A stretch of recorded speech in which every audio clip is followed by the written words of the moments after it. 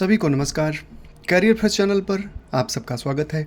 Dictation लिखने के लिए तैयार रहें। Ready start.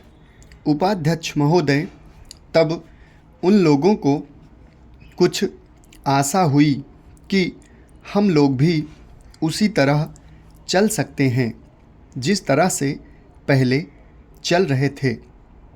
लेकिन अभी हाल में जो चुनाव हुआ उससे देश के धनिकों के मन में बड़ा संदेह पैदा हुआ कि इस चुनाव के बाद उनकी स्थिति वैसी नहीं रहेगी जो अब तक चली आती रही है।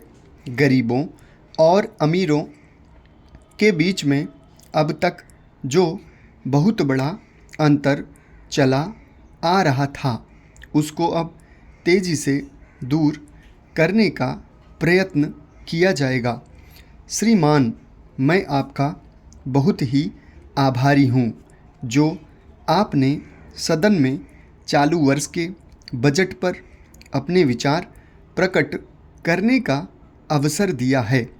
मैं इस बजट का समर्थन करना चाहता हूँ। श्रीमान, मैं सबसे पहले अपने दल के नेता प्रधानमंत्री को इस बात के लिए बधाई देना चाहता हूँ कि उनके नेतृत्व में देश में कांग्रेस दल को स्पष्ट बहुमत मिला और इसके फलस्वरूप यहाँ पर केंद्र में एक ऐसी सरकार का गठन हुआ जो कि देश में वास्तव में समाजवाद लाना चाहती है। मैं वित्त मंत्री जी को इस बात के लिए बधाई देना चाहता हूं कि लोकसभा के मध्यावधि चुनाव में जनता द्वारा कांग्रेस दल को जो आदेश दिया गया था उन्हें स्मरण है और वह तन मन धन से उसका पालन करना चाहते हैं।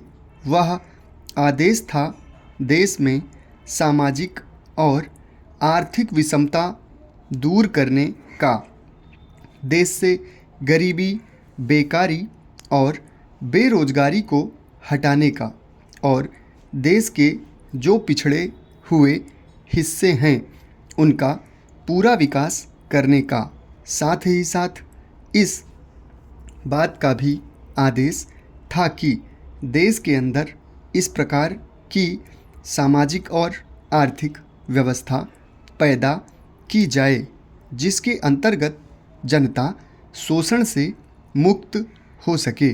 श्रीमान, यह ठीक है कि देश में कृषि के क्षेत्र में उत्पादन में वृद्धि हुई है, परंतु इसके साथ ही साथ यह भी दृष्टि में रखना चाहिए कि लागत में भी पूरी वृद्धि हुई है।